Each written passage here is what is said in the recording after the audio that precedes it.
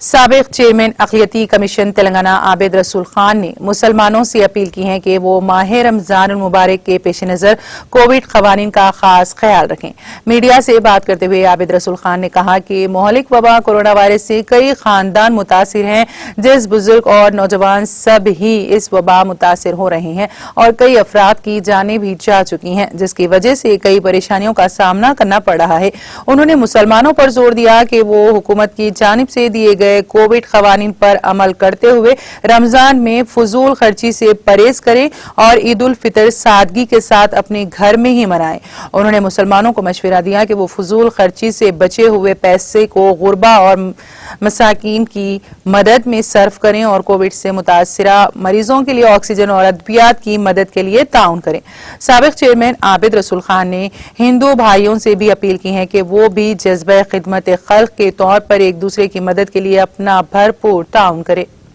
मेरी मुसलमान भाइयों से बहनों से अपील है कि जो हालात से हम आज गुजर रहे हैं, जहाँ पे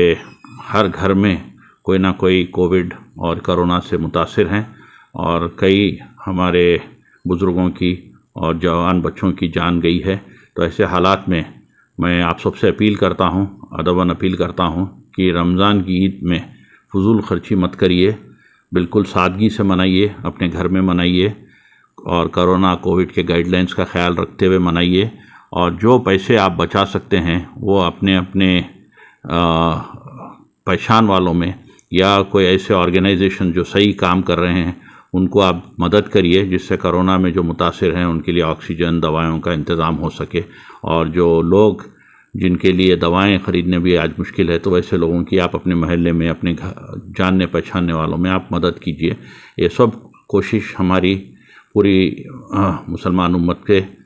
और पूरे जो हमारे हिंदू भाई हैं, मैं उनसे भी अपील करता हूं कि ये हालात में एक दूसरे की मदद करना बहुत ज़रूरी है और बहुत